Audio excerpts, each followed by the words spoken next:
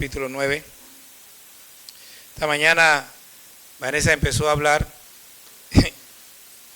y estaba hablando prácticamente de parte del mensaje de hoy durante el tiempo que compartimos en la mañana temprano. Y yo dije, bueno, ya oyeron parte del mensaje de lo que estuvieron temprano. Vamos a leer desde el versículo 1 hasta el versículo 13. Por cierto, ya ni siquiera sabía de lo que iba a hablar. Pero dice así la palabra del Señor. Romanos capítulo 9, versículo 1 al 13, dice: verdad digo en Cristo, no miento.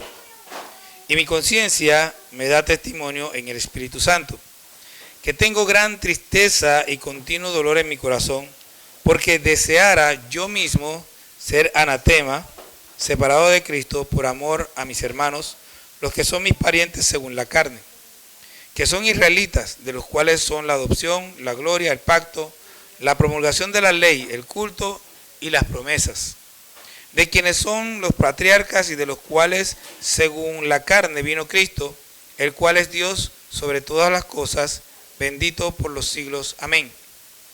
No que la palabra de Dios haya fallado, porque no todos los que descienden de Israel son israelitas, ni por ser descendientes de Abraham son todos hijos, sino en Isaac te será llamada descendencia. Esto es, no los que son hijos según la carne son los hijos de Dios, sino que los que son hijos según la promesa son contados como descendientes. Porque la palabra de la promesa es esta: por este tiempo vendré y Sara tendrá un hijo. Y no solo esto, sino también cuando Rebeca concibió de uno, de Isaac, nuestro padre, pues no habían aún nacido, ni habían hecho aún ni bien ni mal, para que el propósito de Dios conforme a la elección permaneciese, no por las obras, sino por el que llama. Se les dijo: el mayor servirá al menor, como está escrito: a Jacob amé, mas a Esaú aborrecí. Pueden sentarse.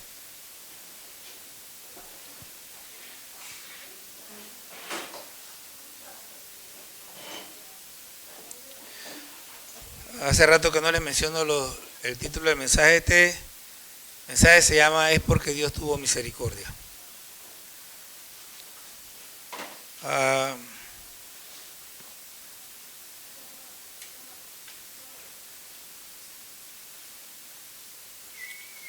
Recuerdo una frase cuando todavía era un niño. Decían los adultos: mira, los patos tirando de las escopetas. De vez en cuando a algunos de nosotros se le ocurría la brillante idea de cuestionar a los adultos. Lo mínimo es que se reían y bromeaban con el asunto, pero eso podía escalar hasta una rejera por liso. O sea, el hecho de que nosotros cuando niños cuestionáramos al adulto podía llegar a que nos dieran una rejera por estarnos metiendo en lo que no nos importaba, o por estarnos metiendo en los asuntos de los adultos. Muchas veces era simplemente una mirada como quien dice: quítate de aquí que no tienes nada que ver con esto. Y nosotros agachamos la cabeza y nos íbamos. Pero había algunos de nosotros que eran intensos y a veces se metían en problemas por estar metiéndose en lo que no debían. Ahora, hoy no hay problemas con ese asunto. Los padres hace rato que ellos mismos les entregaron las escopetas a los hijos y son ellos los que tienen que agachar la cabeza ante sus hijos. Son ellos los que no se pueden meter en las conversaciones de sus hijos ni pueden decirle nada a sus hijos. Ante ese escenario no es cosa extraña encontrar a las personas con la misma actitud ante Dios. No pocos son los que piensan que Dios les debe alguna explicación, aunque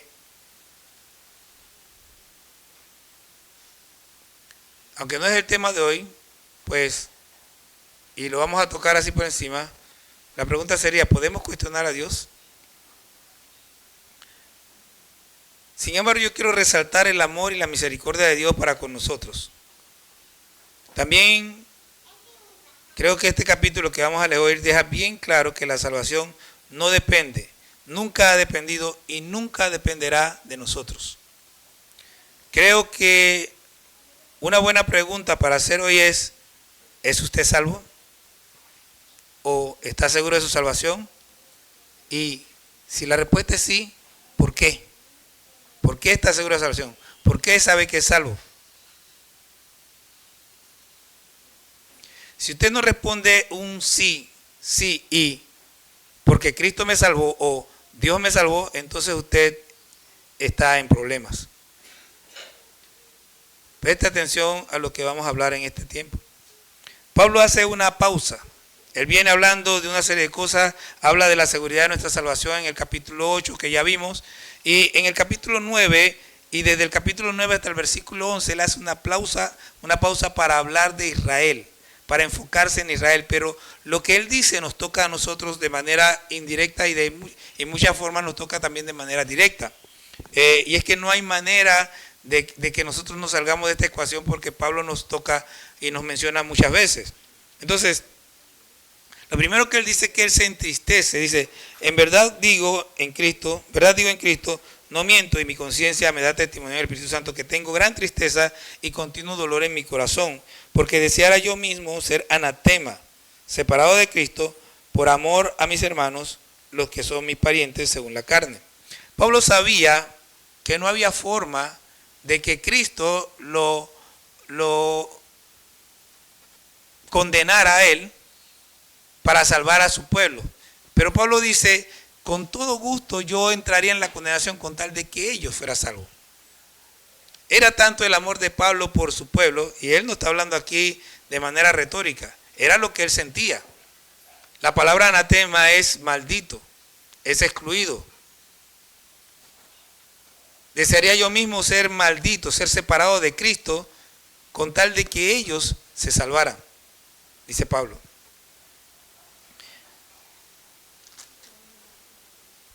Entonces él empieza a describir una serie de privilegios, virtudes que tienen los israelitas, o que tenían. Dice primero que de los cuales son la adopción. ¿Qué es la adopción? Bueno, Dios escogió soberanamente a Abraham, le dijo, sal de tu tierra y de tu parentela a la tierra que yo te diré, y le dijo, haré de ti una descendencia grande y haré mi pacto contigo, y en todo eso hay una adopción. Dios adquiere al pueblo de Israel como su pueblo, el pueblo de Dios. Entonces dice, de los cuales son la adopción, Él los adopta como su pueblo. Entonces dice, la gloria. Y recordemos que el pueblo de Israel tenía una cosa que se llamaba el arca del pacto, sobre el cual se manifestaba la gloria de Dios. Pero antes de eso, inclusive, la gloria de Dios se manifestaba en la forma de la nube sobre el tabernáculo y estuvo sobre el monte, y ellos pudieron ver la gloria de Dios que no ha visto ningún pueblo más, solamente el pueblo de Israel. Son privilegios que ha tenido el pueblo de Israel que nadie más ha tenido. Entonces dice, el pacto, o más bien los pactos. Pero yo creo que Pablo no está hablando de pactos en general.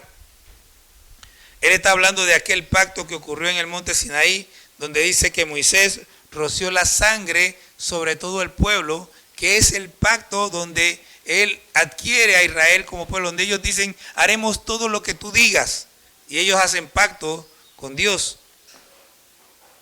Y cuando lee, por ejemplo, el Salmo 50, que Dios dice, ¿dónde está mi pueblo? Los que hicieron pacto conmigo, se refiere a ese pacto. A ese pueblo que dijo, haremos todo lo que tú digas, todo lo que Dios diga, nosotros lo haremos. Entonces, la promulgación de la ley, porque ¿a quién se le dio la ley? Se le dio a Moisés, quien se la dio al pueblo de Israel, y ellos eran los encargados de mostrar al mundo la ley de Dios, el culto y las promesas. Porque las promesas en el Antiguo Testamento eran en general para el pueblo de Israel, aunque no todas. Habían promesas para nosotros. Y aquí vamos a ver algunas pocas de esas promesas que pues los israelitas no vieron porque no querían verlas. No es porque ellos no quisieron verlas. Además, ¿qué otra cosa resalta Pablo? El linaje privilegiado, dice, de quienes son los patriarcas. Abraham, Isaac y Jacob, quienes fueron escogidos por Dios, son los patriarcas del pueblo de Israel, de los cuales según la carne vino Cristo. O sea, ellos tuvieron el privilegio de que Cristo viniera del linaje de los patriarcas, que son los patriarcas del pueblo de Israel, el cual es Dios sobre todas las cosas, bendito por los siglos. Amén. Entonces, Pablo lo que hace es resaltar los privilegios que tenía el pueblo de Israel para con Dios. Dios le había dado a ellos, los había adoptado, les mostró su gloria, hizo pacto con ellos, les dio la ley, les mostró, les enseñó el culto, porque el culto que ellos tenían en el templo fue un culto que Dios mismo les dijo cómo hacer, qué tenía que hacer el sacerdote, cómo tenía que hacerlo. O sea, el culto fue dado por Dios mismo y les dio las promesas, muchas promesas. Entonces, Pablo es parte de ese pueblo y él dice, me duele. Si yo pudiera condenarme para que ellos fueran salvos, yo lo haría, dice Pablo. Ahora, Pablo empieza a hacer una aclaración en los versículos siguientes. No que la palabra de Dios haya fallado, porque no todos los que descienden de Israel son israelitas. ¿Qué está diciendo Pablo? Bueno, había una promesa. ¿La promesa cuál era, Abraham? Haré de ti una gran nación. De tu descendencia vendrá el Mesías. No dicho de esa manera, pero así. Tu pueblo, tu descendencia serán mi pueblo. Entonces, Pablo lo que está diciendo, no todos los que nacieron naturalmente de Abraham, la promesa no era para ellos, no era para los que nacieron naturalmente de Abraham. Él está diciendo, no que la palabra de Dios haya fallado, porque no todos los que descienden de Israel son israelitas. En este caso están en Israel, ni por ser, son israelitas. La palabra no era simplemente por nacer de Israel, por ser descendiente de Jacob en este caso. Y luego, ni por ser descendiente de Abraham son todos hijos, sino en Isaac te será llamada descendencia. Aquí debemos recordar que cuando allá en el capítulo 22 de Génesis, Dios le dice a Abraham que sacrifique a Isaac, le dice, sacrifícame a tu hijo, tu único. Ahora, ¿Isaac era el único? No, existía Ismael. Pero para Dios solamente había uno, el que él había prometido. Entonces, ¿qué es lo que el apóstol Pablo nos está explicando aquí? Bueno, es sencillo.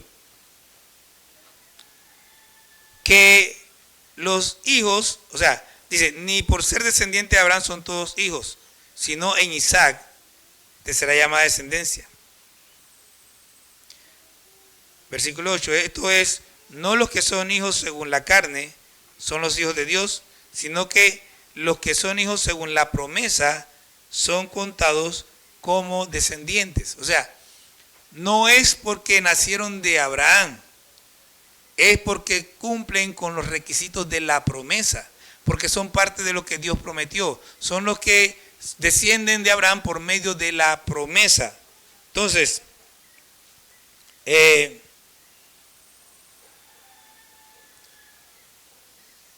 apóstol Pablo sigue hablando y dice, porque la palabra de la promesa es esta, por este tiempo vendré y Sara tendrá un hijo. Ok, recapitulemos. ¿Quién era Abraham? Cuando esta promesa se da, la que se menciona aquí en este momento, Abraham tenía 89 años. 99 años. Sara tenía 89 años. Era estéril. Ya había pasado la menopausia hace rato. O sea que ya no ovulaba. No había forma de que, humanamente hablando, Sara pudiera quedar embarazada y mucho menos tener un hijo. Pero Dios llega y le dice a Abraham, el próximo año, para esta época, Sara va a tener un hijo. ¿Un hijo qué? Un hijo imposible de tener. Y así mismo era imposible que nosotros pudiéramos ser salvos si seguíamos como era la ley. Entonces, él está hablando de que los hijos de Dios no no son porque nacieron, porque eres israelita, no. Mire, esa cosa de que el pueblo de Dios ya debemos pararla. Nosotros somos el pueblo de Dios. El pueblo de la promesa no es Israel. El pueblo de la promesa son todos los que creen. Punto. Tierra Santa. Olvídese de eso. Cristo va a venir algún día, se va a posar en ese lugar y va a convertirse en Tierra Santa. Porque ¿qué es una Tierra Santa? Una Tierra Santa es una tierra donde viven los santos. Y en Israel hay algunos. Pero no es una tierra donde Israel no es un pueblo santo. No es el Israel que tenemos ahí ahora. No es tierra santa porque Jesucristo haya caminado por ahí ayer y anteayer. Eso no lo hace santo. Porque caminó allá hace 2000 años. Eso no lo hace santa. Eso se llama idolatría. Estamos idolatrando una tierra. Mire, yo no sé si usted se ha dado cuenta, pero cuando yo voy a citar un libro, por ejemplo, el Evangelio de Juan, ¿qué dice en su Biblia? Ahí donde dice el Evangelio. ¿Dice el Evangelio de qué? Ajá. ¿Ustedes no han notado que yo nunca digo esas primeras 3 letras? ¿No se ha dado cuenta? Juan está muerto. El apóstol Pablo siempre llamó santos a los vivos. Y sí, Juan fue un hombre santo. Eso no es discutible. Yo no estoy diciendo que Juan no haya sido santo. Pero de nuevo, esa palabra en nuestro tiempo es una palabra que tiene una connotación idolátrica. Es una palabra que se utiliza para darle un estatus distinto a hombres que sí, fueron santos, pero que realmente son hombres igual que usted y que yo. Y que son igual o fueron igual de santos que nosotros, porque ¿qué es lo que nos hace santos? Lo que nos hace santos es la sangre de Cristo que nos limpia. Y por esa sangre de Cristo nosotros vivimos en santidad. Pero ninguna persona es santa si no es lavada con la sangre. Por más bien, por más impoluto que sea, por más bien que viva, por más santo que parezca su vida, no es santo si no es lavado con la sangre de Cristo.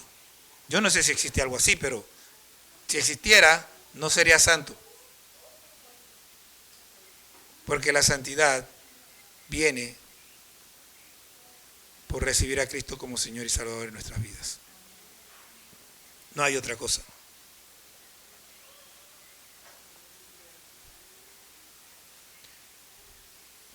No todos los que descienden naturalmente de Israel son considerados por Dios israelitas. El descendiente natural de Abraham no los hace hijos de Dios. Somos hijos en Isaac, o sea, en la promesa. Versículo 10. Y no solo esto, sino también cuando Rebeca concibió de uno, de Isaac, nuestro padre, pues no habían aún nacido, ni habían hecho aún ni bien ni mal, para que el propósito de Dios conforme a la elección permaneciese, no por las obras, sino por el que llama. Se les dijo, el mayor servirá al menor, como está escrito, a Jacob amé, mas a Esaú aborrecí. ¿Qué está diciendo? Mire, aquí es donde usted tiene que darse cuenta.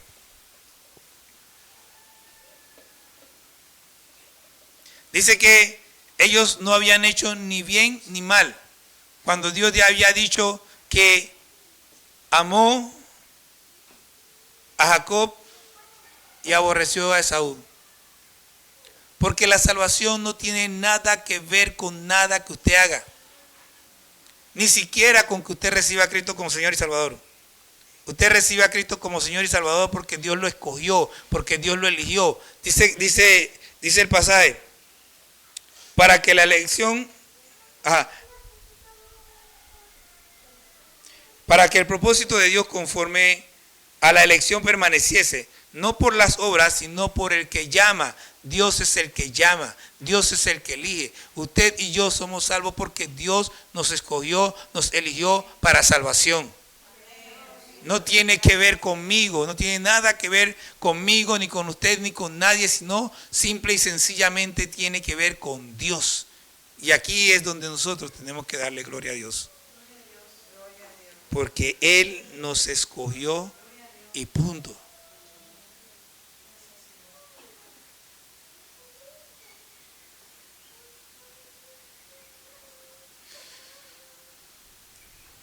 Mire. ¿Qué pues diremos? ¿Que hay injusticia en Dios? En ninguna manera. Imagínese,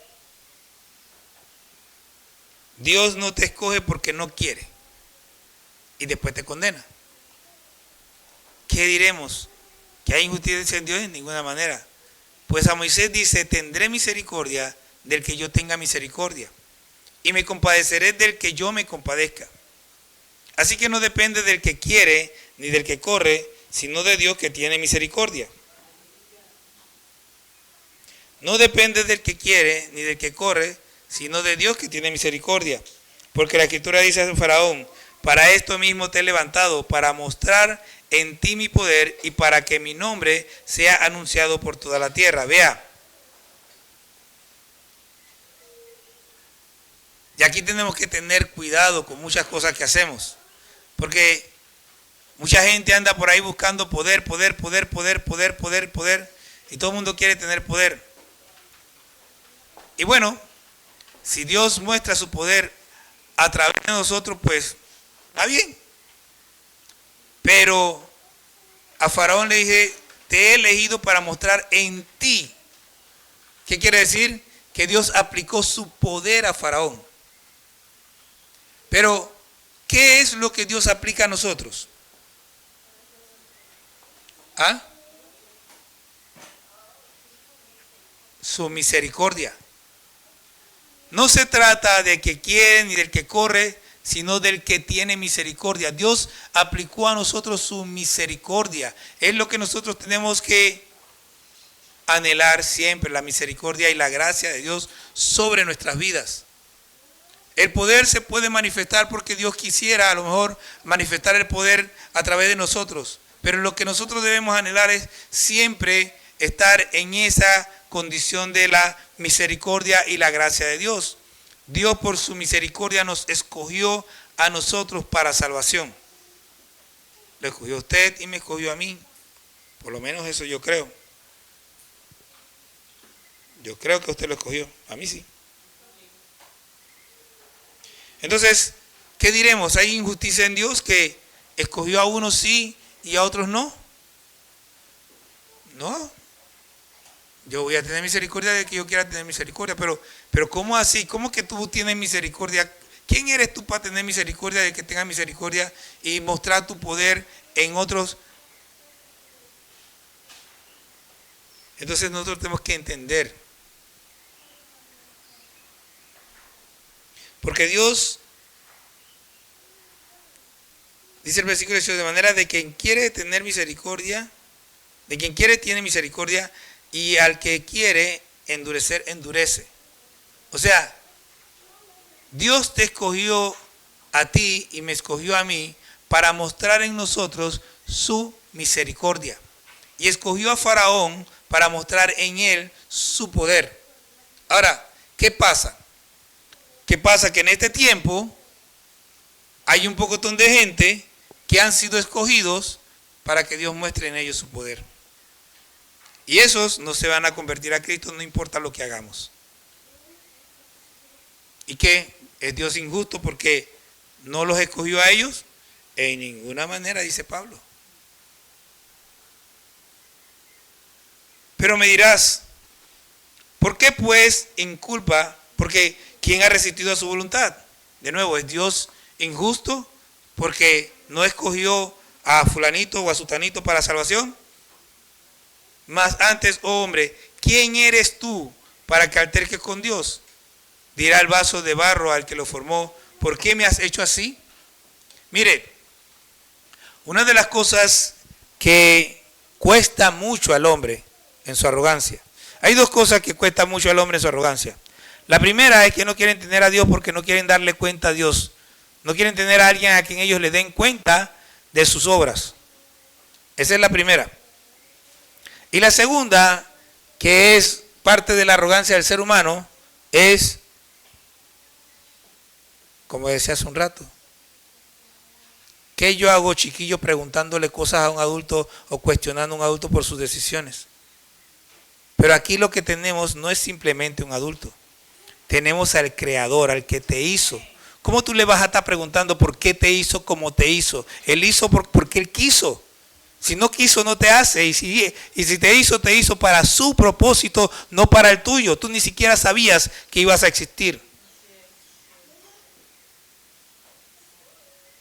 Tenemos que entender que Dios es soberano sobre su obra. Él nos hizo para sí, para lo que Él pensó hacer, para lo que Él quiso hacer. Y nosotros tenemos que tener la disposición y disponibilidad de estar listos, preparados, dispuestos, disponibles para lo que Dios quiera hacer con nosotros.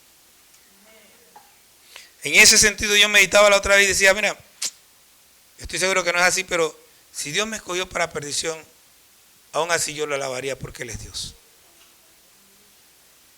Simple y sencillo. Dios no merece alabanza porque me dé, responda a mis oraciones. Dios no merece alabanza porque me dé promesas. Dios no merece alabanza porque me haya salvado. Dios merece alabanza porque Él es Dios. Y punto. Ya. No hay otra cosa. Si usted quiere pedirle cosas, exigir, ese es su asunto. Yo le pido cosas porque sé que Él es bueno. No porque crea que Dios me debe algo, porque Dios no me debe absolutamente nada. Entonces, mas antes, oh hombre, ¿quién eres tú para que alterques con Dios? Dirá el vaso de barro al que lo formó, ¿por qué me has hecho así? ¿O no tiene potestad el alfarero sobre el barro para hacer de la misma masa un vaso para honra y otro para deshonras? ¿Y qué? Si Dios, queriendo mostrar su ira y hacer notorio su poder, soportó con mucha paciencia los vasos de ira preparados para destrucción. Este versículo es algo impresionante. O sea, Dios los hizo como vasos de ira. Eso dice ahí. Pero también dice que los soportó. O sea, Dios cuando los creó sabiendo para qué. Pero Él mismo no soporta lo que ellos hacen. O sea, Él mismo le molesta, pero aún así Él los soportó. No es que simplemente los puso ahí y bueno, te voy a fulminar. No, Él soportó a esos vasos de ira que ya estaban creados para eso. Esto es bien difícil de asimilar. Esto es bien duro porque es que, ¿cómo que los soportó si Él mismo los hizo? Yo les voy a decir cosas, hay cosas aquí que yo realmente no me atrevería a decir que las entiendo. Pero lo que sí entiendo es que para Dios no fue fácil el crear a estos vasos de ira. No fue fácil verlos desarrollarse, hacer lo que hacen. Dios no soporta la maldad del ser humano. Él le molesta. Dios es un Dios justo, aunque es muy difícil de entender. Entonces la injusticia le afecta y Él soporta a estos vasos de ira porque hay un propósito, porque hay algo que se tiene que cumplir y ellos son parte de ese propósito.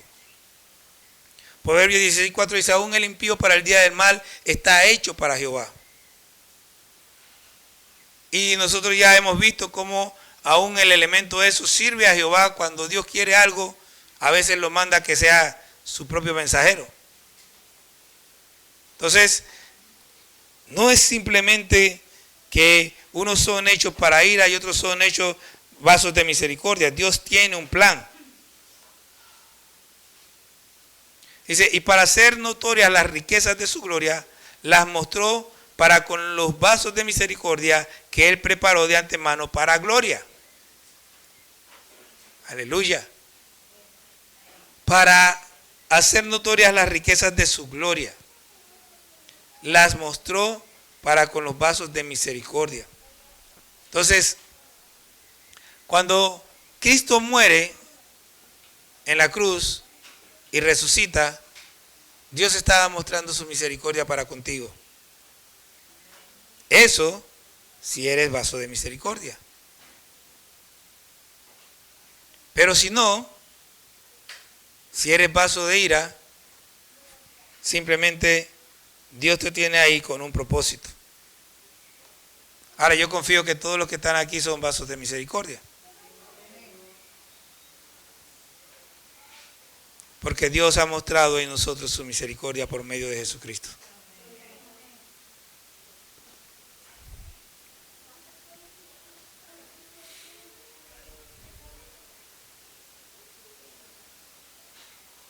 A los cuales también ha llamado, esto es a nosotros, no solo de los judíos, sino también de los gentiles. Y aquí es donde usted y yo tenemos que darle gloria. ¿Usted sabe cuántas veces yo he escuchado en mi vida que no, que debido a que los judíos rechazaron a Cristo, entonces nosotros entramos? Eso es falso. Y creo que la Biblia en algún lugar como que lo menciona, pero no es así. O sea, si nosotros decimos que debido a que los judíos fallaron, nosotros entramos, lo que estamos diciendo es que, bueno, Dios no pudo hacerlo con los judíos, así que se buscó otro pueblo porque no pudo hacerlo con ellos. No, Dios ya lo tenía planeado. No fue que Dios se sorprendió de que los judíos no pudieron hacerlo. Dice aquí, como también en Oseas dice, llamaré pueblo mío al que no era mi pueblo, y a la no amada, amada. Ese está hablando, ese pueblo que no era pueblo de él, somos nosotros. Esa no amada y que ahora es amada es la iglesia. Dice, y en el lugar donde se les dijo, vosotros no sois pueblo mío, allí serán llamados hijos del Dios viviente. Está hablando de nosotros, está hablando de los que no somos judíos. En Oseas también dice, llamaré un pueblo que no es pueblo. Nosotros somos un pueblo que no es pueblo porque somos de todas las naciones. No somos israelitas, no somos panameños, no somos ticos, somos de todo el mundo. Somos la iglesia del Señor, un pueblo que no es pueblo. También Isaías clama tocante a Israel, si fuere el número de los hijos de Israel como la arena del mar, tan solo el remanente será salvo. ¿Por qué? Porque rechazaron a Cristo. Porque el Señor ejecutará su sentencia sobre la tierra en justicia y con prontitud. Y mire todo lo que acabamos de hablar de la elección y de los vasos de ira. Y Pablo dice, porque el Señor ejecutará su sentencia sobre la tierra con justicia. Lo que Él está haciendo es justo y punto. Y como antes dijo Isaías, si el Señor de los ejércitos no nos hubiera dejado descendencia, como Sodoma habríamos venido a ser y a Gomorra seríamos semejantes. ¿Qué pasó con Sodoma y Gomorra? Desaparecieron en un instante. Simplemente Dios los acabó y punto. ¿Qué pues diremos? Que los gentiles, nosotros, que no íbamos tras la justicia, hemos alcanzado la justicia, es decir, la justicia que es ¿por qué? Por fe. ¿Cuál era el problema de los judíos? No tenían fe. Estaban centrados en la ley y no estaban mirando a Dios. Nadie jamás, mire, la salvación siempre ha sido por gracia. La salvación siempre ha sido por fe. La salvación siempre ha sido por la misericordia de Dios. Nunca ha sido y jamás será por la ley. No puede ser por la ley. Es por la fe. Los judíos no tenían fe. Si hubieran tenido fe, hubieran conocido a Cristo, hubieran reconocido a Cristo, no lo hubieran crucificado y nosotros no seríamos salvos. Porque nosotros somos salvos por la sangre de Cristo.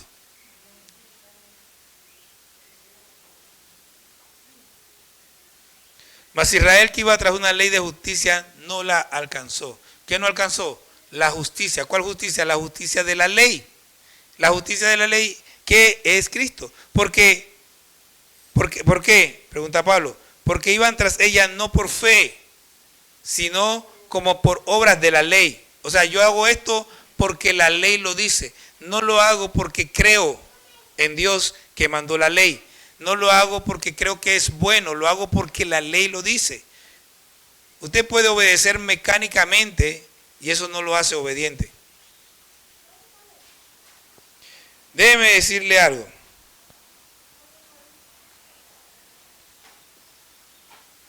Una de las cosas que todo cristiano debe procurar, todo cristiano debe procurar conocer bien la palabra de Dios. El cristiano debe procurar conocer bien al Dios de la palabra. El cristiano debe procurar conocer bien a Dios a través de su palabra. No debe estar creyendo que esto es así o asá. Debe saber que la Biblia dice que esto es así y asá. Debe tener entendimiento. Porque si usted no tiene entendimiento, usted está adorando a un Dios falso. Israel no tenía entendimiento. Cuando la Biblia dice, mi pueblo perece por falta de conocimiento, no era que no conocían. Ellos conocían la ley, ellos sabían lo que decían.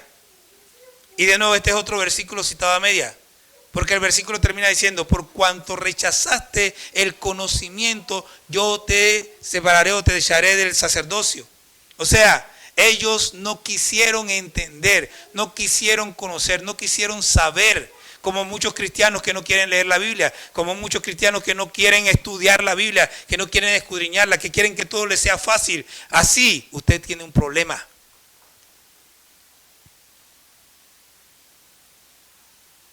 No quisieron entender, no quisieron obedecer, que no nos pase a nosotros de la misma manera.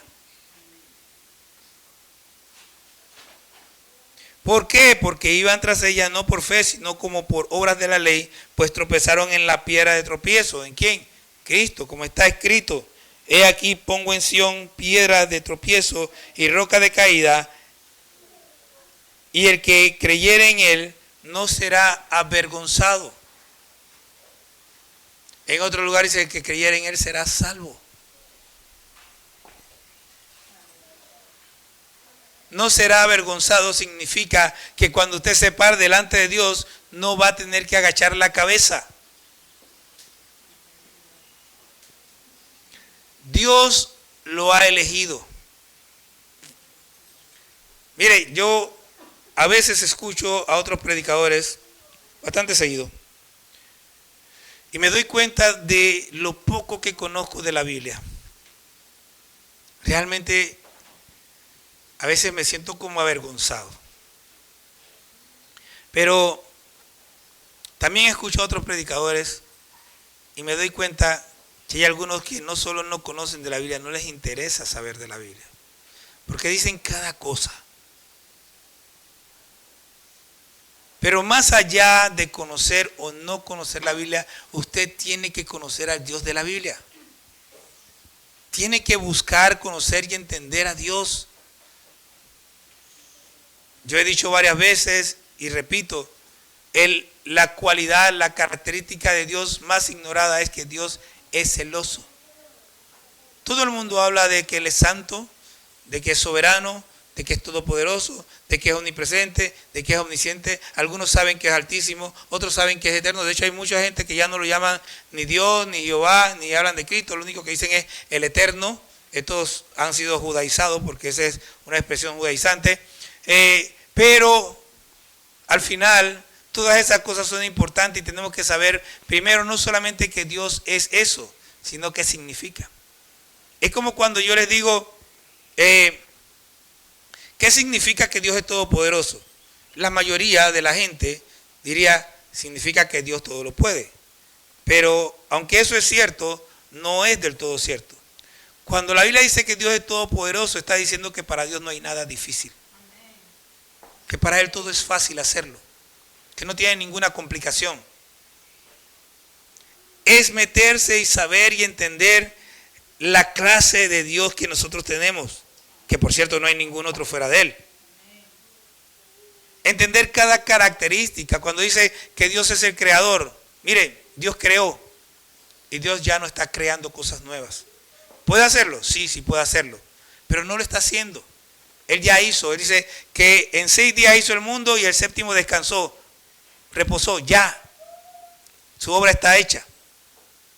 Es más, en cierto pasaje dice que reposó de toda la obra que él hizo. Pero él sigue siendo un Dios creador. Cuando dice que Dios es altísimo, ¿qué significa? Que está trepado en un cerro.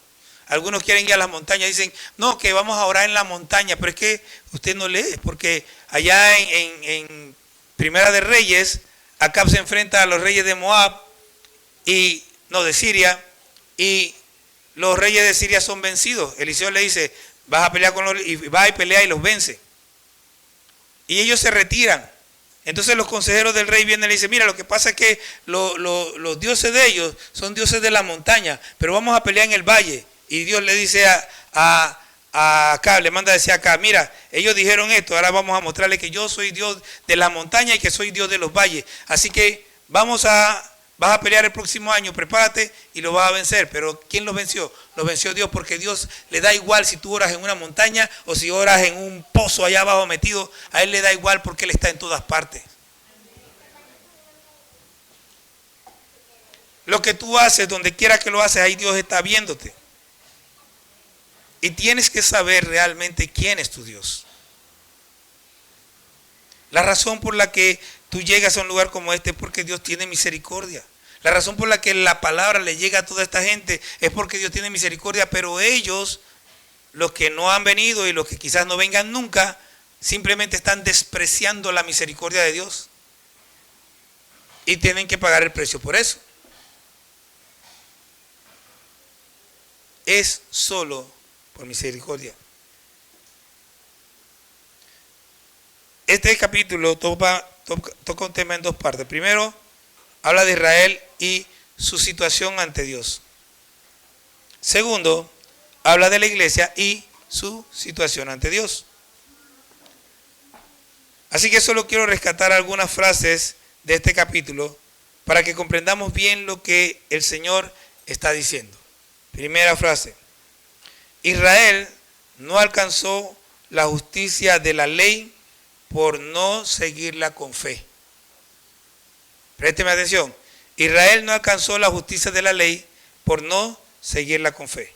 Todavía hoy hay gente que quiere seguir la Biblia como si fuera un libro de reglamentos que tú tienes que obedecer así y así, porque si no, te vas para el infierno. No funciona así. Si tú no sigues la palabra de Dios por fe, igual te vas para el infierno. La salvación es por fe, no por obras. No es por obedecer la Biblia. Yo obedezco la Biblia porque creo en Jesús. No creo en Jesús porque obedezco la Biblia, sino que yo obedezco la Biblia porque creo en Jesús. Creer en Jesús va primero. Yo amo a Jesús y por amor a Jesús obedezco la palabra. No es lo que yo hago lo que va primero. Es la fe que pongo en eso lo que va primero. Segunda frase. Somos descendientes de Abraham y herederos de la promesa los que somos de fe. Somos descendientes de Abraham y herederos de la promesa los que somos de fe. La promesa, hay gente que, esta es otra cosa que yo viví un tiempo. No, pero si las promesas de Israel son todas nuestras. Algunos creían eso, que no, que todas las promesas de Israel son nuestras. ¿De qué estás hablando? La promesa de la cual la Biblia habla es una sola. La salvación. Que si tienen dinero, que si no tienen dinero, que si son dueños de la tierra, olvídese de eso, nada de eso importa. Lo único que importa es que usted y yo seamos salvos. Nosotros somos herederos de la promesa de salvación que se le dio a Abraham porque creemos en Jesús. Ya. Tercera frase.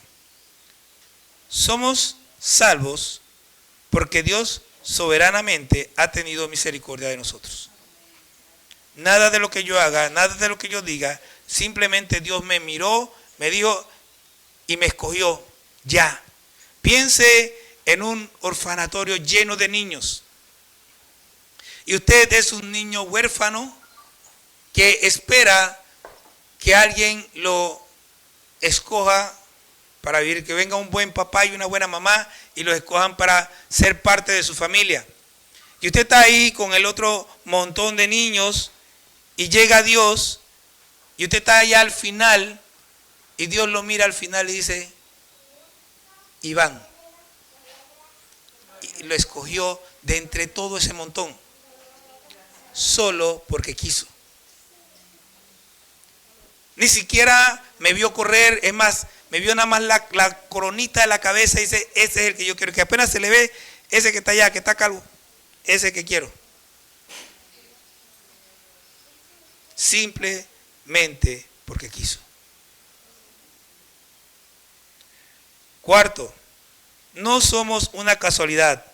No es que Israel falló y nosotros entonces, como si Dios no tuviera otra alternativa, nos escogió.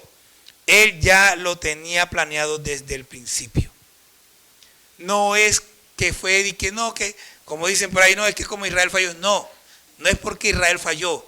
Dios ya te había visto, Dios ya lo tenía planeado. No fuiste una casualidad, no fue de que ay, porque de repente te vi. No, ya Dios lo tenía planeado desde el principio.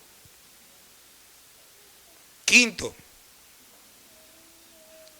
si Israel no alcanzó la justicia de la ley por no buscarla por fe, ¿qué cree que ocurrirá con nosotros?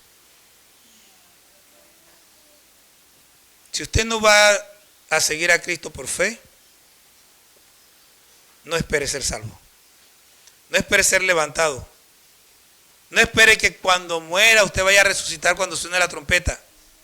Si usted no cree en Jesús, si usted no ha puesto su confianza en Él, olvídelo. La salvación es por fe.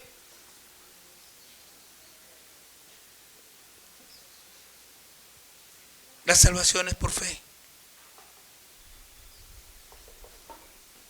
Yo le invito a que usted ponga toda su fe en Jesús, a que crea que Él le salvó al morir en la cruz y demuestre su fe viviendo para Él.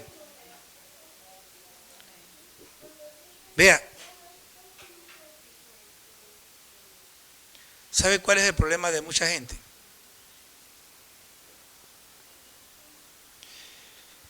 Algunas personas cuando hacen lo que llamamos la oración de fe, no entienden nada. Realmente no saben lo que hicieron cuando hicieron esa oración de fe. Porque a veces nuestra predicación es tan... Ahí está todavía adentro.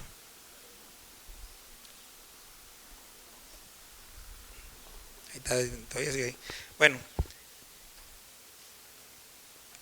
Algunas personas creen que hicieron la oración de fe y ya.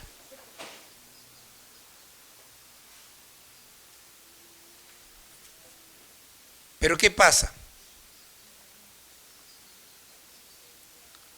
Cuando uno se convierte a Cristo y se convierte de verdad, Dios pone en nosotros algo, el anhelo de seguirle. Cuando una persona se convierte de verdad, quiere saber más de Cristo. No es que sea perfecto, nos convertimos y tenemos todavía muchas fallas, pero hay algo dentro de mí que me dice, me falta algo. Y yo no puedo quedarme quieto, yo tengo que seguir viendo dónde está eso. Necesito saber, necesito entender, necesito conocer a ese Cristo. Digo, yo no sé cómo pasó con usted, pero por primera vez en mi vida me encontré yendo a librerías a comprar libros. Empecé a gastar plata en libros y no en discos como las gastaba antes.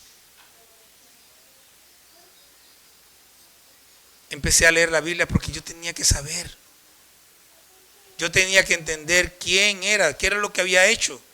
Y no porque yo sea muy curioso, la verdad no, soy bastante apático. Pero había algo dentro de mí que me movía a buscar y a buscar y a buscar y todavía estoy buscando. Si usted no tiene ese anhelo, yo creo que tiene que ver qué está pasando con su conversión. Porque el anhelo del cristiano es Cristo. Y no ha habido, ni habrá jamás ningún cristiano que conozca suficiente de Cristo como para no querer aprender más de Él.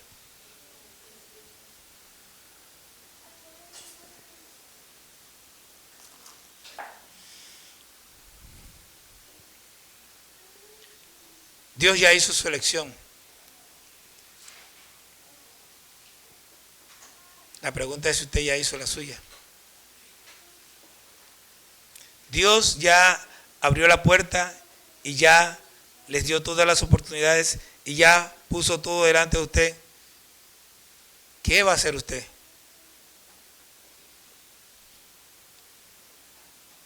Dios movió a su pastor a sentarse todas las semanas a preparar preguntas para que usted estudie, no a darle la comida masticada, sino a servírsela para que usted agarre su instrumento y empiece a masticar la comida.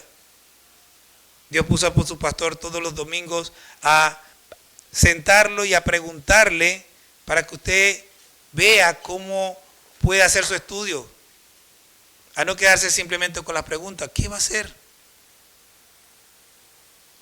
Dios le dio un pastor a usted que usted le puede chatar, lo puede llamar a cualquier hora y en cuanto él tenga la oportunidad le va a contestar. ¿Qué va a hacer usted? ¿Cuánta hambre, cuánta sed tiene usted de Cristo? Porque si usted no tiene hambre de Cristo, si usted no tiene sed de su palabra, entonces, no sé.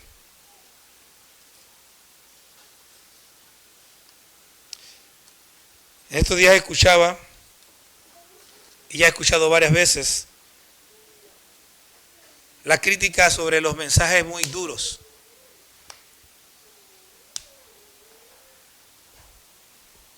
Y sí, estamos en un mundo donde la gente quiere nada más que le soben la espalda,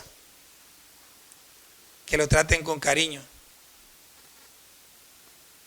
Bueno, eso lo hizo Cristo en la cruz. Murió y derramó su sangre por usted y por mí.